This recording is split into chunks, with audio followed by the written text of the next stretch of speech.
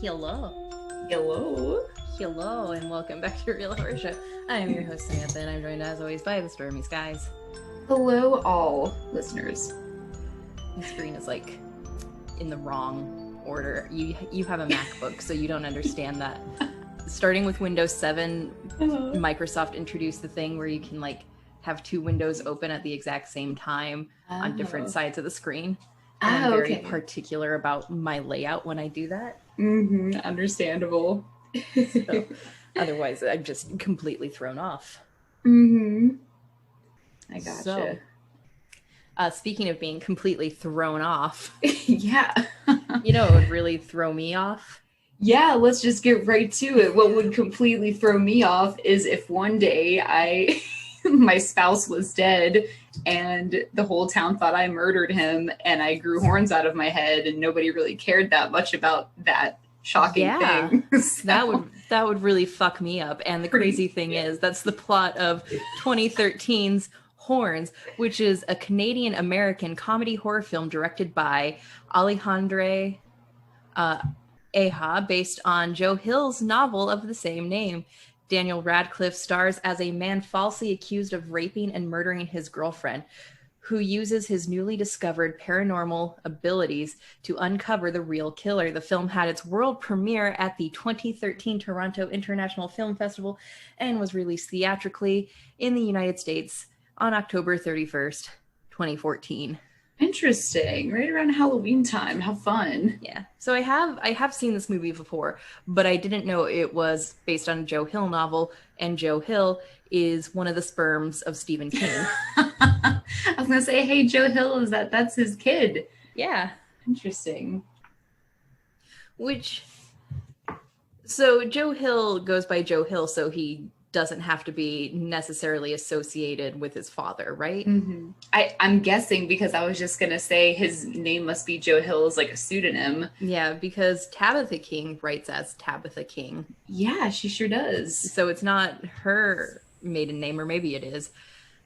Maybe. But anyway, I really like this movie. I have some issues with it being labeled a horror movie. Yeah, I can agree. Not trying to be one of those pretentious fucks, just because I agree. Yeah.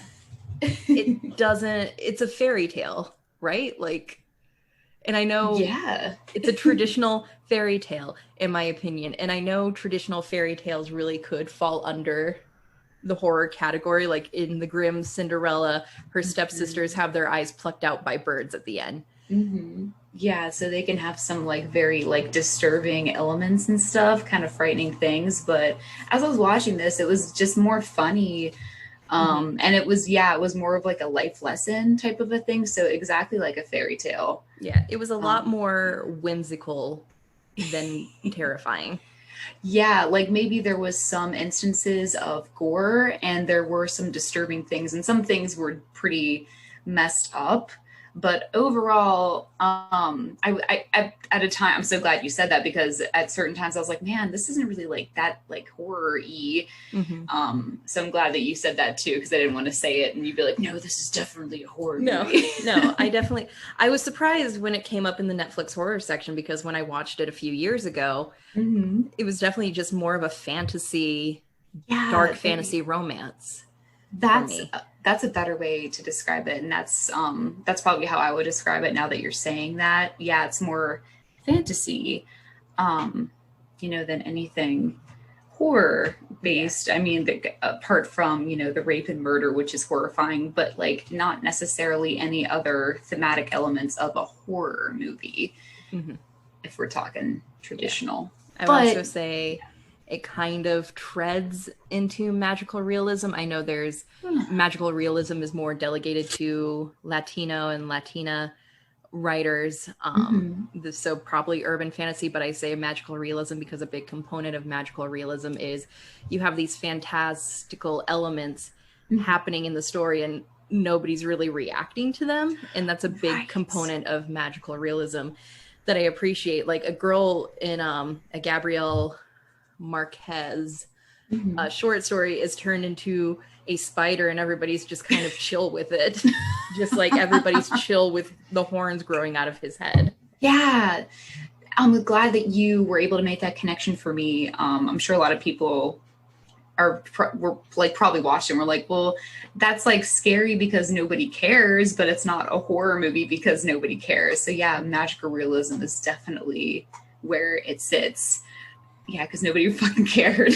Yeah. And I do kind of wonder if the horns only appear to people who have like deep-seated secrets, dark secrets, because shit, what's her name? Miriam. Juno Temple's father doesn't react to the horns or his burned and disfigured body. Right. Yeah, he really doesn't. But everybody else seems to have some sins they want to confess to him. So maybe that's part of it. I don't know. Let's go ahead and start breaking it down, though. Sure, let's do that. With acting. This movie stars Daniel Radcliffe. It was originally supposed to star Shia LaBeouf, which thank God they recast him, because I don't think I would enjoy this movie nearly as much. That dude is insane. Yeah. Because I agree. It would be too intense if Shia LaBeouf was in this movie. Like, I think Daniel Radcliffe is a very underrated actor, and it really bums me out because just like we see with Rob Pattinson, he's always like kind of belittled to, it's the Harry Potter kid. And even though there's interesting trivia on IMDb, some of the trivia is so frustrating because it's like throughout most of the movie, he's wearing a maroon shirt and yellow jacket, which could be a reference to Harry Potter. Please. And I'm like, shut the fuck up. Yeah, just huge eye roll. Just shut up. Yeah, and, just shut up. We also have Nick from The Handmaid's Tale. Yes, that's how I know him. I was like, hey, it's the Handmaid's Tale guy. Which I'm gonna say something very important to the entire Handmaid's Tale fandom. Yeah. Nick ain't shit. He's fucking part of Gilead. He probably participated in the January 6th insurrection. And Max Minghella, however you pronounce his name, isn't that hot. Like, I think he's kind of cute. You think he's cute? I don't. Well, if I look at him in the universe of The Handmaid's Tale, he might be like the cutest male around to choose from. I've only watched 2 seasons of The Handmaid's Tale, though, and I kind of stopped. Yeah, good. Keep it that way. Because, like, I was like, well, she should be dead, and she's not, so something's wrong. So I just kind of let that go. That is where I fucking am with this series. Like, I will stand by June's story should have just been season 1, and then it should have been like an anthology series. At this point, June should not be alive. It doesn't matter how fertile she is. She has broken so many fucking laws. She should be dead. She should be on the wall. I know. I'm like, how many things do you have to do to be dead, and everybody else doesn't do that much and they get punished, and it's like really unfair to the other women. Wow. So the reason why they keep her alive is because she's so fertile and can have like babies and stuff. Yeah, that's the plot armor they've given her, which makes sense. That makes sense to a certain point. Yeah. But at this point in the series, it no longer makes sense, and I'm over it. Yeah, because their rules are so important to them, you know, like, I don't know, whatever. And also appearing in this movie is that's the young one, Kelly Gardner, who, if she looks familiar to you as Glenna, she was what's her name in Green Day's Jesus of Suburbia video. You know who I know her as? I don't know if you've ever watched The Aviator with Leonardo DiCaprio, where he plays who is he? Howard Hughes. Yeah, Howard Hughes. But there's like one of his girlfriends in the movie is her. I recognized her because she has a very striking face. Yeah. Like, oh, that's her. Yeah, I always recognize her, and I recognize her from the Green Day Jesus of Suburbia. Oh, cool. Music video / short film. Nice. And then Juno Temple as Mirren, who is Daniel Radcliffe's girlfriend. Yes. And she's just so ethereal and pretty and cute in this movie. She's so beautiful, and we get to see her almost completely naked. Yeah. Which is great. And then you don't need to listen to men to objectify women when you have the Real Horror Show podcast. Absolutely, because she's such a beautiful body. She's so pretty. She's so pretty, and I'm. This might sound weird, but I read an interview with Juno Temple a while back, and it took her a really long time to get to this point in her career where she could be the love interest and do like these love scene. Sex scenes, because she looks so young, and she'd do auditions and they'd put her next to her potential love interest, and the casting director would be like, nope, he looks like a pedophile. Right. Yeah. And it's helpful that Daniel Radcliffe actually has a really youthful look himself. Honestly, he's only 5'5". He's a short man. Wow. And he doesn't have short guy energy. He doesn't. He's just a really great dude. And he was phenomenal in this. Oh, he was. He was able to, even though he wasn't the one making like the jokes, he was able to be the catalyst of all the humor because all the shit was happening to him. And he just steals every scene. He's just one, and I love seeing him and stuff. I never really have been a huge fan of Harry Potter, but I'm a huge fan of him. Yeah. Him and Elijah Wood. I want him and Elijah Wood to do a movie together where they're brothers. Yeah. Yes. I don't know what the plot would be, but it'd be creepy. Whatever it is, it will work. Some weird shit. Yes, it will work. And you know what? Speaking of Elijah Wood, I think he's great as well. Yeah, Elijah Wood managed to escape the issue of only being known as Frodo in Lord of the Rings, probably because he started out doing other stuff. He didn't just launch his career with a huge franchise. Yeah, he's a horror fan himself. Like IRL, I think he likes Halloween and scary stuff. Pittsburgh's claim to fame at the Scare House, he was like the one celebrity visitor who actually like talked about going to Scare House on like some type of a night show that he was a guest on, and it was very special for Scare House and kind of put that haunt on the map. I bet it was. So he must really love scary stuff. So I wish he would like, get himself into some more horror, but who knows what actors are doing these days. It's post-pandemic. They're just getting their shit together.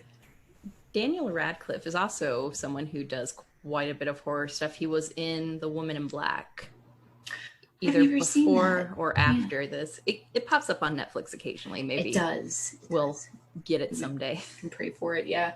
The one thing that I watched Daniel Radcliffe in, that wasn't really a horror movie, but it was a cool movie because it was about, he played Allen Ginsberg in Kill Your Darlings or Murder Your Darlings, whatever the movie is, but excellent. I so appreciate actors that can have like this flawless American accent, because Vampire Diaries is so good.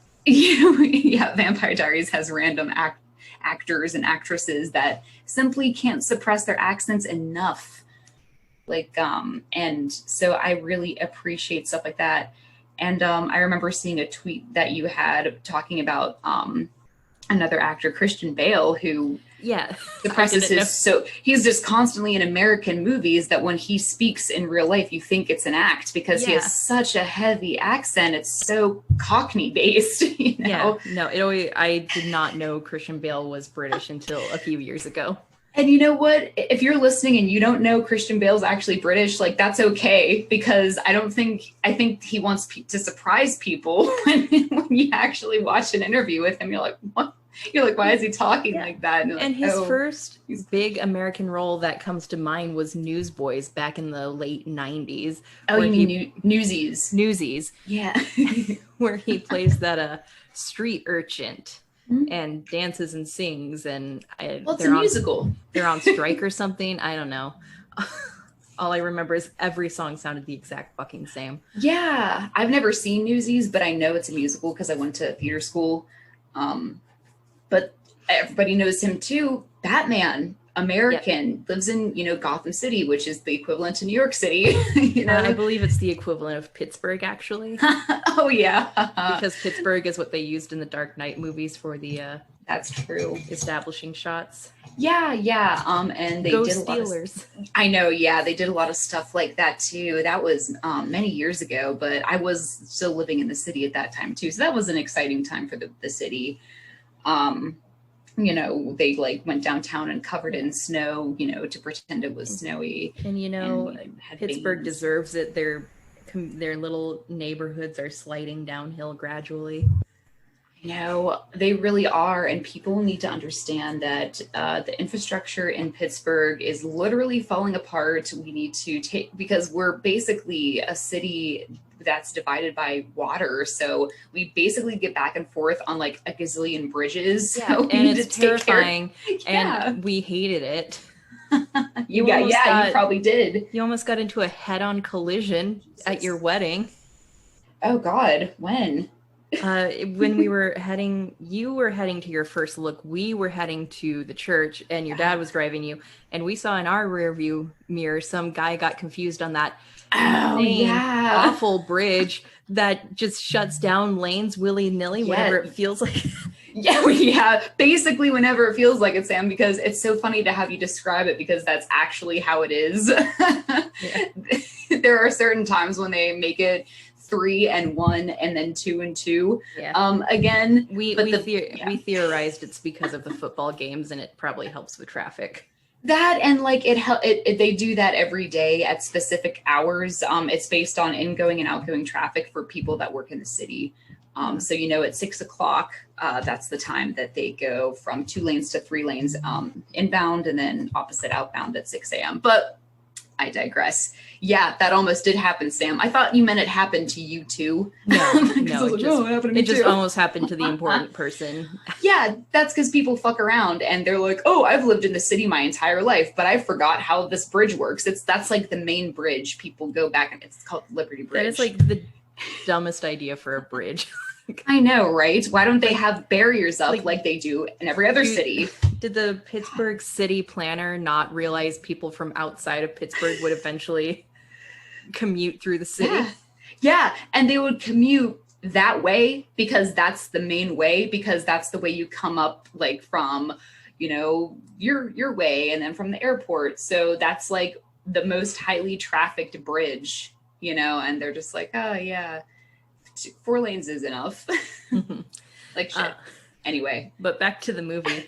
Speaking of, so all 4 main characters in this movie were played by British actors, and I want to give a special shout out to Joe Anderson, who was in Across the Universe, and also in Twilight Breaking Dawn Part 2. Oh yeah. He was like a useless ass vampire in those movies, I must say. He didn't really do anything at all. Well, he explained that Bella was a shield, so he served the point of exposition, but... And then he just did like hid in the tree, and he really didn't do too much after that. But it's always fun to see him. He's a real musician. He is, and I love him so much, and he should play Kurt Cobain in a Kurt Cobain biopic. Wow, he should. I know Courtney Love like handpicked Ewan McGregor for the role, but like that's fine. But Joe Anderson has the look, he has the lankiness, he has the talent. Yeah, Ewan McGregor. Just fucking do it. Ewan's a bit old for the role, is he not? Yeah, even when he, like, the movie's already out, it came out years ago, but even when he did it, he was old for it. Oh, the movie's already out. Okay. I was like, when's this movie coming out? Like, it came out years ago. I think it's just called Kurt, but Courtney Love is known for making interesting decisions. Yes, maybe she is a really big fan of Star Wars or something. Probably. Well, Ewan McGregor is a delight anyway. I like him a lot. But I stand by Joe Anderson for Kurt Cobain one day. Oh, that's such an excellent... That would be an excellent role for him. And I really like... I think he's very handsome, but he's very thin. Yeah. He's got that nice heroin chic look. Yeah, it makes me think he's like really on drugs in real life. But anyway, who knows with these stars these days. Who else is in it? There's like her dad, the older there's man. a really nice speckling of actors in it. There's Heather Graham makes a cameo appearance as the waitress at the diner, which apparently is supposed to be a nod to her playing the waitress at a diner in Twin Peaks. Oh yeah, I guess that is the girl from Twin Peaks, his girlfriend. I was like, I recognized her too, but I was too busy looking up who everybody else was that I recognized from other movies that I just like skipped over her. Sorry, Heather. But really great cast, strong cast. They all did justice to all their roles. And the main four characters, British, pulled off their American accents brilliantly. Yeah. I will say Juno tends to, in other roles where Juno's had an American accent, she tends to go very Valley Girl with it, and I think that's just what the role calls for. Is she British? Yeah, she's British. She's like the daughter of some famous British musician or label owner. Born in United Kingdom. But moving into story, this story is wild. This is wild. I was gonna actually message you and say just that. Like first 30 minutes, I would say that's how I felt. So the movie opens where Mirren is already dead and Ig is being accused of her murder, even though honestly, in a real scenario, since she was raped and murdered, there would be DNA in her from that. I guess you're right. So it really could have been solved within a few hours if we weren't in a small bumfuck town without a forensics lab. Truth. But she died, so Ig is desperate to prove his innocence, and in a moment of depression and sadness, he bangs his friend Glenna and wakes up the next morning with horns protruding from his head, and suddenly everybody's confessing their deepest, darkest wishes to him. Glenna's happens to be eating all 6 donuts in a box, which, like, that's cool. I do the same. I pretty much absolutely, that might have been my favorite scene in the whole movie. And the entire time, Ig's just done with it. My favorite scene was when he goes to the doctors to get the horns checked out. That's my second favorite scene. And the mom's just like, I want to beat my daughter's ass. And then the receptionist, could you take your fucking daughter out? And I'm like, you're saying what every childless person wants to say when a parent's just not doing anything about their screaming child. Yeah. And I thought it was funny whenever he was actually in the doctor's office, like the doctor's like room with the doctor, and he was like, the doctor said something like, you patients, like everything's all about you. And then, no shit, doctor. And then he wakes up from the anesthesia and the doctor and nurse are banging right there. And he's like, I didn't say okay. He kind of nodded. Yeah, I think all that's funny because like he gets like really like shocked at what's happening, but also he's a little bit chill about it too. So it just makes it really funny because he's like bigger things to deal with right now. So that's why he's so chill about like he's just things. So confused and chill about all of this until it clicks in his head what's going on, kind of. Mm-hmm. And so because people are confessing their sins, he uses this as an opportunity to figure out what really happened to Mirren that night. And throughout the movie, we get little flashbacks to what happened that night and just how much Mirren meant to the community and meant to everybody in her life, because she is, I won't say she's a manic pixie dream girl, but she is like this otherworldly, ethereal, fae being. Yeah, she really is. And it seems like everybody like was like obsessed with her a little bit, or was really in love with her in a certain way that's like amplified. Like, not in real life this wouldn't really happen, but in this story it's all kind of amplified, and she's kind of like the shining center. Yeah, which that also happens just whenever somebody in a small community dies. Suddenly everybody was their best friend. And back in high school, I got into some conflicts calling people out about that. Oh. Just like It was a whole thing where I see. someone we knew accidentally overdosed, and suddenly everybody was their best friend, and Oh. we're like, I didn't know she was even into drugs. I'm like, are you fucking kidding me? The last time you talked to her was in the 5th grade, bro. Right. She came to school fucked up like all the fucking time. Oh God, that's really tragic. Yeah, it was hard. Jeez. She was a pretty cool person. Oh, I see. Other than the tragic drug uncool addiction stuff. Yeah, the tragic drug addiction. But yeah, so it could also be part of that, but even in Iggy's memory of her, but he was in love with her. They fell in love when they were like 12 years old, and it was super cute. Yes, definitely. And she pushes him away because she finds out she has the same type of cancer her mom has.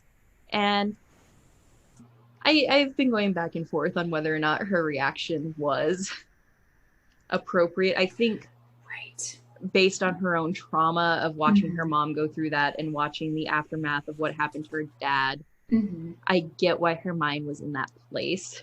Right. Yeah, I was really devastated after what happened with her and Iggy, and then what actually, like, why she did that. And I was like, geez, he would have loved you and taken care of you, but if that's not what you wanted, like, you know what I mean? But like, then you'd be alone. I don't know. I think if things had played out differently, like Carrie didn't fall asleep in the car and heard her screams for help and saved her, or if Lee just wasn't a fucking creep. Yeah, he's actually like totally insane. She and Ig probably would have actually sat down and talked about what was going on. And like it had been 10 years since her mom died. Cancer treatments are constantly evolving, so it wasn't necessarily a death sentence. But I get, based on her trauma, why her instinct would be to temporarily hurt him to save him a lifetime of pain. Right. So that, like, in the end, it did like make sense in a way, so that's kind of forgivable. But like Lee, I guess because he got his fingers blown off, he's like fucked up now for life. Yeah, so in the book, because this is in the trivia section of IMDb, he didn't lose his fingers in the book, he lost his eye. Oh, jeez. Makes a little more sense why he would be so kind of fucked up, because that's a more...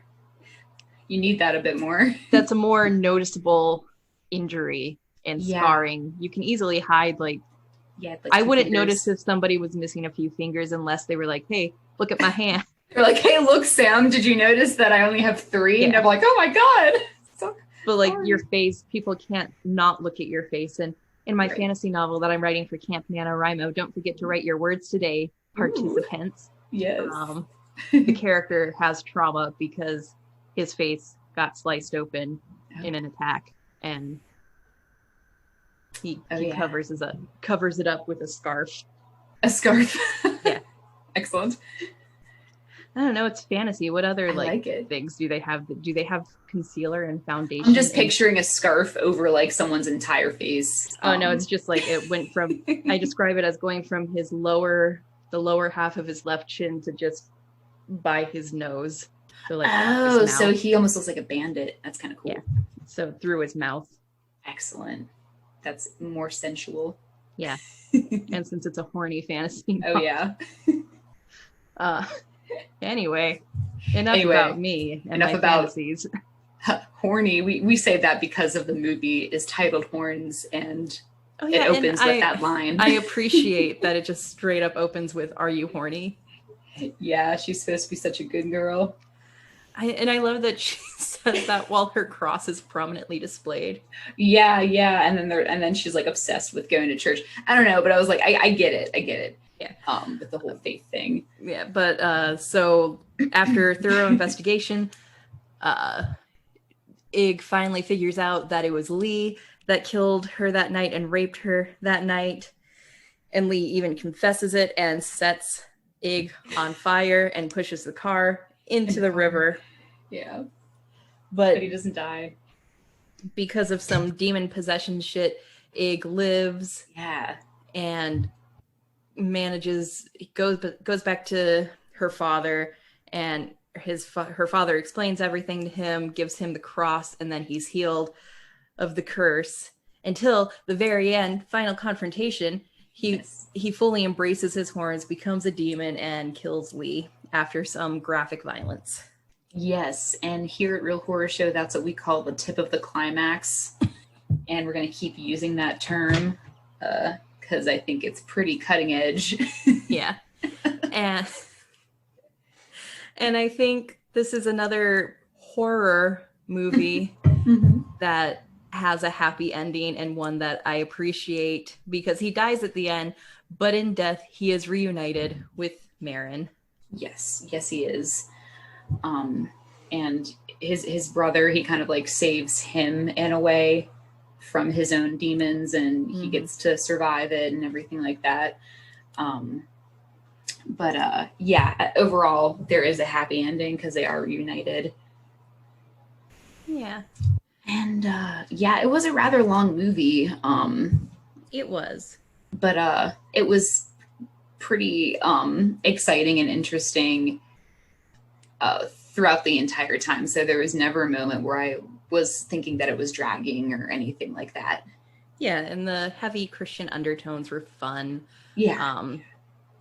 The tattoos on Ig's arm, Awake and Arise or something fall, are actually from John Milton's Paradise Lost, which is the retelling of Genesis 1 through the perspective of the snake. Oh, I didn't even notice. Yeah. If Ig had tattoos. So there is a lot of religious imagery beyond... A ton, yeah. Beyond just her cross. And I found it really interesting that the first time we see the cross and when she flashes it in his eyes in church, it's upside down, which is often misconstrued as like the satanic cross, but it's not. It's the cross of St. Peter. Thank you. Your Catholic upbringing saves the day. I can never remember if it's Peter or Paul, but it's the cross of St. Peter because when Peter was crucified, because all the apostles were eventually executed by the Romans, he did not want to be crucified in the same way as Jesus, so they did it upside down. Those Romans are fucked up people. Yeah. So it's not the satanic cross. I'm 99% sure it's even on the doors of the Sistine Chapel at the Vatican. You may very well be right. The satanic cross is a very striking looking symbol, and it has more than a cross on it. It has like a cross, 3 lines, and then also an infinity symbol somewhere in there. Which is that's why I got a little annoyed. I haven't seen The Conjuring 2 yet, but just the ad for it where all the crosses start turning upside down. I'm like, you guys didn't do the bare minimum research. Yeah, and like maybe they know, but they're like, our viewers don't know. You know what I mean? So it's like common knowledge, but we all have it wrong, except for us at Real Horror Show. We got it right. Yeah, because we're smart. We are very smart. I called the Pope before the show just to confirm that it was the cross of St. Peter. Yeah, here's what the satanic cross looks like. And I'm sure you've seen this at Hot Topic or some shit. Like a t-shirt. You know, back in the day when Hot Topic was actually like... Of course. For goths. I don't know if that's a broken link or Have what. Have you been in a Hot Topic recently? Not in a long time, Sam. It's all pop vinyl figures and I don't want to go in there. And I blame Twilight. You blame Twilight? Yeah. Why? Because... Not that you're wrong, but why? Because Hot Topic really took that big turn into pop culture fandom until it really took that big turn into pop culture because of Twilight. They started selling all the Twilight merchandise. That's really the only place you could get it. And the big hot selling ticket item was because you worked there at this time, Bella's birthday dress. Yeah, I actually bought Bella's. I used to have Bella's birthday dress. You had Bella's birthday dress? Of course. And I want they had replicas of I also had a replica of Alice's choker, which is really pretty. You could buy a lot of different like replicas. I say replica loosely, but stuff that looked like what they wore in the movie, and it was actually really, really cool. But after that, just like every store, like the store had a different section for every fandom, and like Twilight was here, Doctor Who was there, and it stopped being Supernatural about the was over there. Yeah, it did, because we had the back section, which was called the rock wall, which is where all the music t-shirts were. And, just got smaller and smaller because we had to make room for our pop culture t-shirts. And people just like kind of older people would come in because they wanted to get a band shirt, but everybody else came in to get, a Pokemon t-shirt, anime stuff, because that's the only place where you can get that too. And now it has become more of a collector's toy store. Yeah. And we have our like branch store, Box Lunch, which is like 100% like collector's toy store type thing. That's like Disney and stuff. So it's really like a youthful, it's more directed towards youth than like, like rockabilly teenagers and adults that want to buy a band t-shirt. Yeah. No more Trip. It's really sucks because like that's the store that you could actually go there, try on the clothes, buy them, but you can't get your pyramid belts, you can't get your Trip pants, nothing cool like that anymore. I'm gonna it's all say online. Within the next 3 years, Hot Topic is gonna start selling that stuff again because it's very on trend right now. That would be awesome if they did. Mall Goth will return. I hope so. That would be super cool, because and if everyone's listening and saying, oh, what about Spencer's? Like, no, you don't really go to Spencer's to buy clothes at all. That's like a different type of a store with different type of merchandise. I wouldn't recommend buying anything there anyway.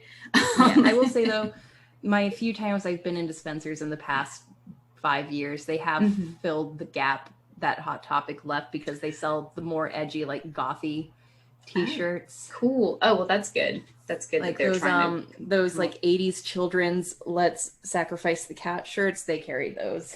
Oh, excellent.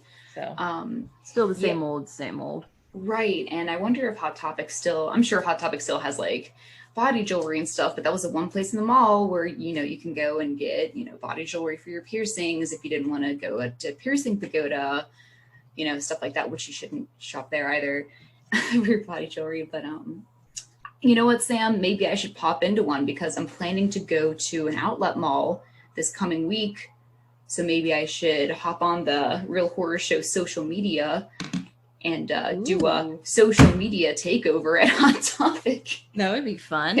And I'll say, well, this is the Real Horror Show, is like what I'll be like the most goth person in the whole fucking store if I show up there, which is a damn shame.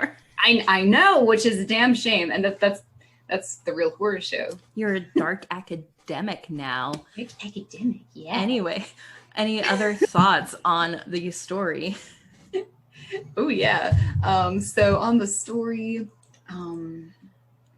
there was like a really big like symbolic thing that I wanted to bring up. I'm sure you totally knew about this too, but the restaurant that they were at, or the diner, was called like Eve's, and it had like an apple though, and I was like, oh, that's really symbolic of the snake and the apple and Adam and Eve. So I was like, that's fun. I don't think I can think Would of you consider the final confrontation where Ig briefly becomes an angel only to fall back to earth, the devil? Would you consider that symbolism for how Christians have interpreted Lucifer in the Bible? I guess, yeah, because I really wasn't sure why he grew wings, and then I was like, oh, it's because of the cross. But then he fell, and I was like, oh, I guess that's because he's Satan. But that's how it was described by the priest in the movie. So that's just that point coming full circle, and also what you said is correct. Yeah, that's how we perceive Lucifer. Yeah, not like the British guy from the show. Yeah. Lucifer's always British. Why? Why not? Yeah, I agree. But overall, I thought the story was dark, but it was also very sweet, because he's driven by his love for this girl he's known since they were 12. Yeah. And it's so fucking sweet, and it's so sad. It's so tragic. But I don't think it's horror. Yeah, I agree. I don't think it's horror either. I even feel weird classifying this as like a comedy movie, because while it is funny, it's also very sad. Kind of sad. Yeah, I've got pretty misty-eyed at a couple instances. because a lot of sad things did happen. I actually was really disturbed, though, whenever he like forced his brother to take like all the drugs at one time, and I was like really disturbed by that, and I was like, oh, this makes me feel kind of upset. But he did it for his brother's own good. I thought he was gonna be dead, but then he said he wouldn't die, and I was like, okay, well, if you say so. But stuff like that makes me feel disturbed. So there was a lot of like messed up stuff, and of course the assault. We really don't see that a whole lot these days anymore. You know, that was pretty. So that was pretty graphic. So if you're planning on watching this, just know that the rape scene is pretty graphic.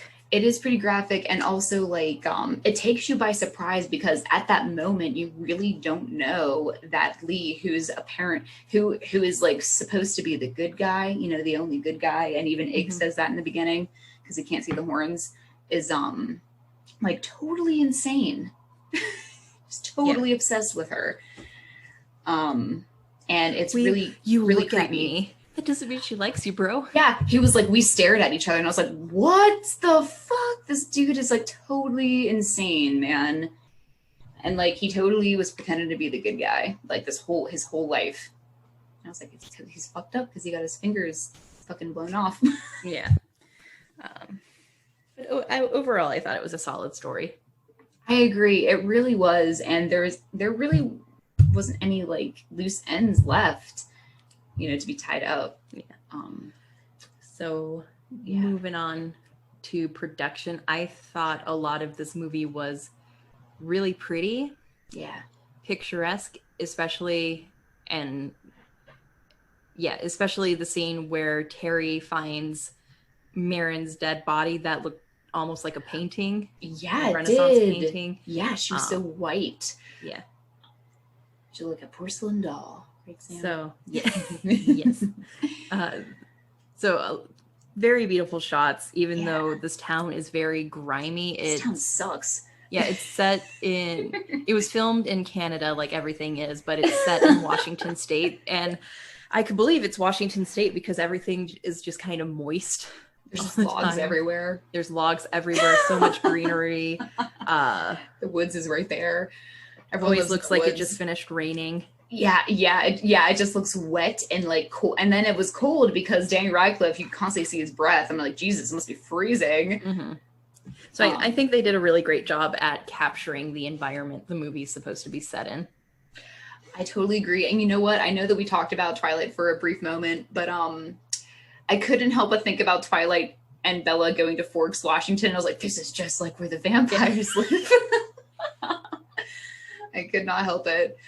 It was very reminiscent of Forks, Washington. I bet they all went to the same high school. They definitely all went to the same high school.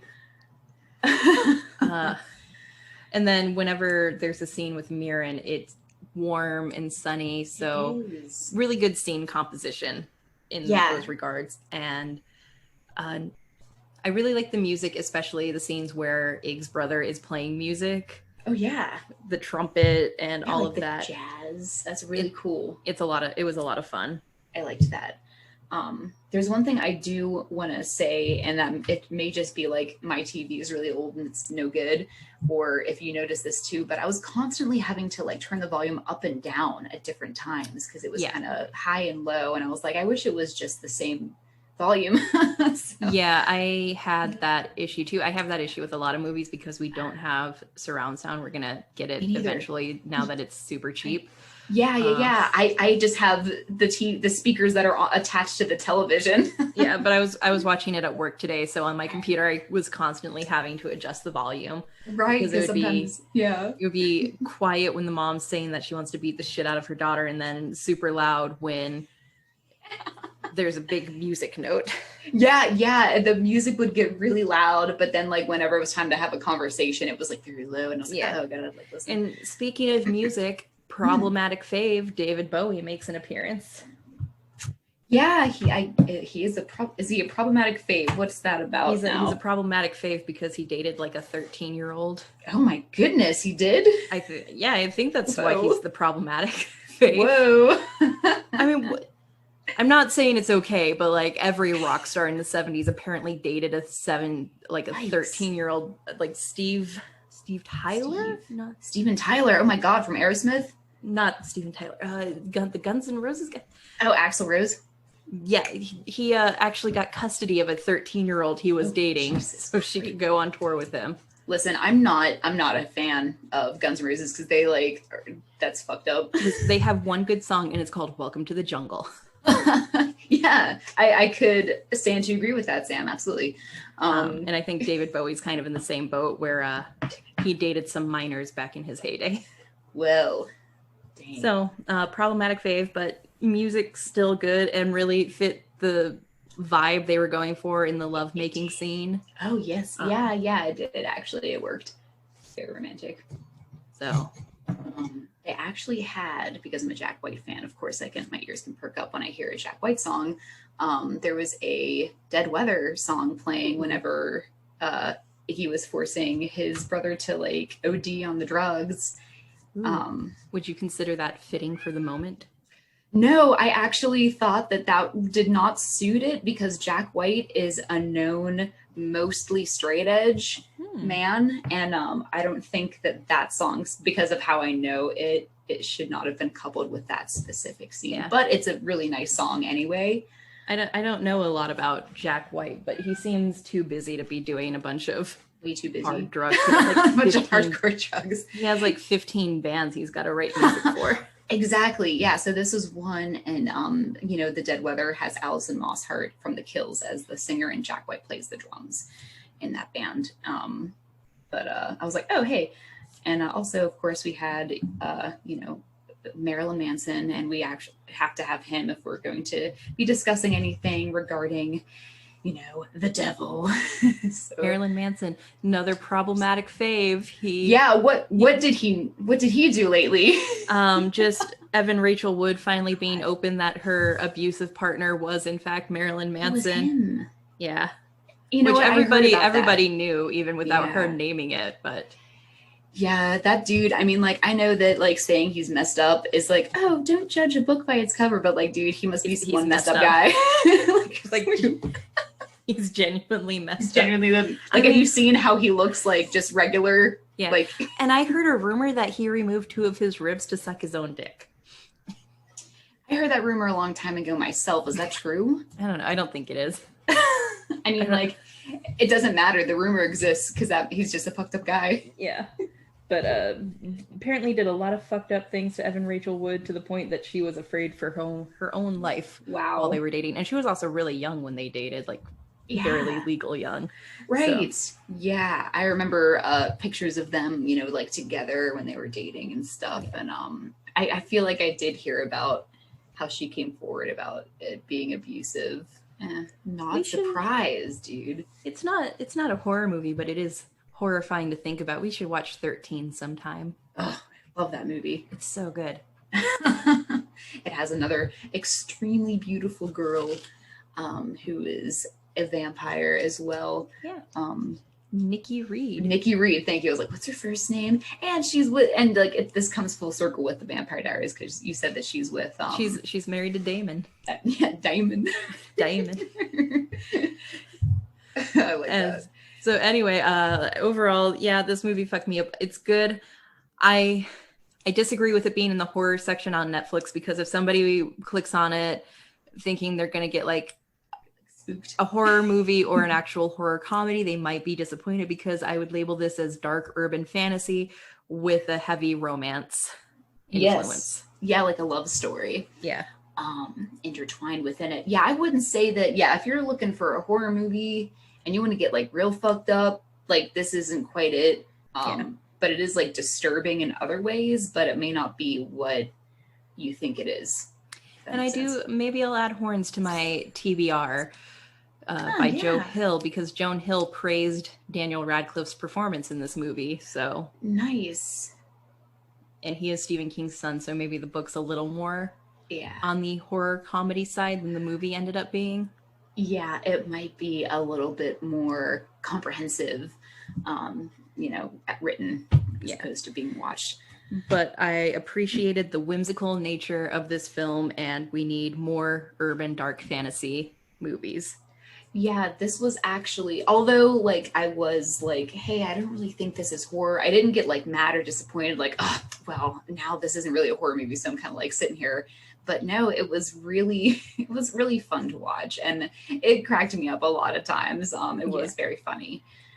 So I liked it, and I would say, oh yeah, it fucked me up too, because there were a lot of messed up things. Sam, I'm not gonna lie, and like, even though I've watched this before, I was like taken for a surprise at the end there, where the guy's head just got blown off by the shotgun, and Lee just starts laughing. Yeah, I was like, what? And I was like, that's not right. It's like, that's the real horror show, is when like your friend who you've known your whole life, I guess like that would be like the main thing of the story, is like you've known someone your whole life, but actually like, what do you really know? What are they hiding? It's like, this dude's like totally like insane. This guy's insano for roller coasters, if you know what I mean. So I liked it a lot. I highly recommend it. If you have a friend who's not into horror, they'll probably like it, because it's a fairy tale. Yeah, and don't knock it because Daniel Radcliffe's in it and he was in Harry Potter. Like, he totally is separate from all that, especially being in movies where he's using an American accent. You know, he doesn't have he looks very different, and he is totally divorced from the Harry Potter realm in this movie, because he's so above it now. He's so good. He is phenomenal. So with that, I do recommend it. And I'm really like, I keep thinking about how you said that he's like 5'5", because even in the movie, like I can't tell that he's that short. Yeah. At all. So that's cool. All right. Well, we talked about a lot of realistic aspects of it already. They're intertwined throughout the movie. You know, like having cancer, dying of cancer, someone dying of cancer in your family. Your guy friend thinking you're into him because you guys stare at each other. That's just how you have a conversation. Right. Yeah. You stare at, like air quotes, stare at each other. And she's like, no, dude, that's not what this is about, man. And he's like, actually, yes, it is. And I was like, oh no, this man's insane. So that you think you have someone to turn to, but actually, no, this dude who's supposed to like uphold the law is totally insane. Having like people talk to you about, you know, their deepest secrets that you should not know can be kind of jarring, especially if it's your parents. You know, people thinking you murdered your girlfriend, all of these things. So all that comes together, and those are the realistic aspects. And yeah, hello. So that's that. That's the cue to wrap it up. Yeah, that's the real horror show. My cat is meowing, and I have the outro notes here, so we're ready to go. I'm ready to go. Yeah, I can't believe we've been talking about this for a whole hour. Good for us. I know, it's just gone so fast.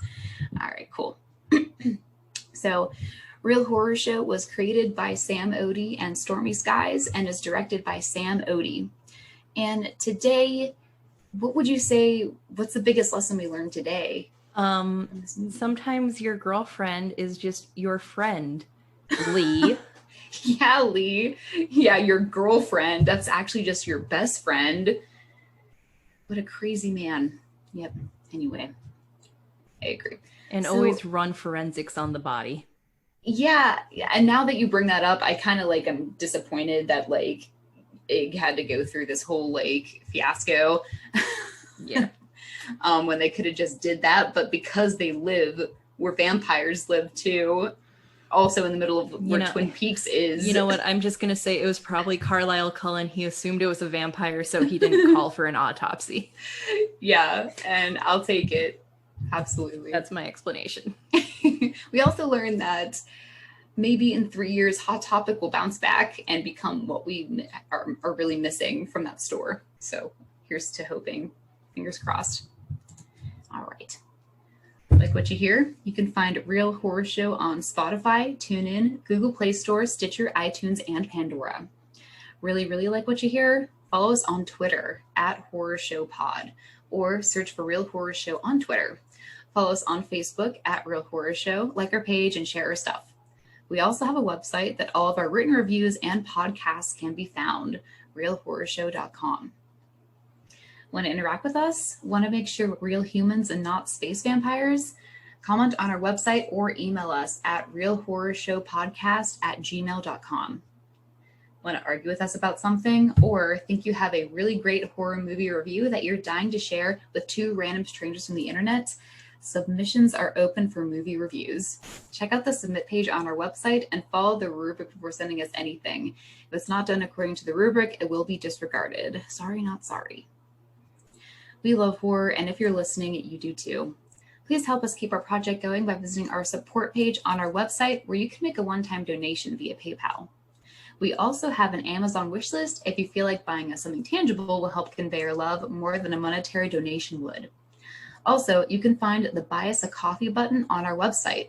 It's a button that you can click that will pay us the amount you would need to buy a coffee. A little bit goes a long way.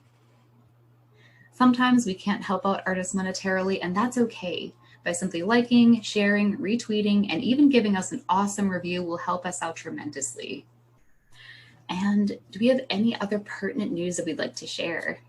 My play, Let's Hope You Feel Better, is premiering at Mad Lab this October. I can finally announce that because they put out the audition notice. Nice. So I'm super excited. I've known about this since last January, but because of a little problem in the global community, it got pushed back. So super excited. If you're in the Columbus, Ohio area, come check it out in October. Or if you like theater and want to audition, auditions are July 24th. Nice. So hopefully this is up by then. Right. Oh, so excited that you're finally able to announce this. I remember when you were first telling me about it, and I'm super stoked because this is actually the reworked play that's like a porcelain doll, right? Yeah. Okay, so this is my absolute favorite work by Sam today, unless she writes something mind-blowing. The audition, call for auditions. Yeah. Had so many trigger warnings, and I was like, oops. Oops. But they all are different aspects that make this play so special and what it is. So it's super exciting. I plan to try to be there as well in October. I'm very close to Ohio because I live in Pennsylvania, which is next to Ohio. So, you know, no excuses. I can be there. So keep an eye on Real Horror Show's page and Sam's personal page if you follow her for more information on that. Super duper exciting. Other than that, our outro song is called Creepy Doll by Jonathan Coulton, who Sam went to go see him live, which is so super cool. And that means he's real. So, and thank you, fuck off, and have a swell evening. This is Real Horror Show signing off. Bye. Bye bye. I love the creepy doll that always follows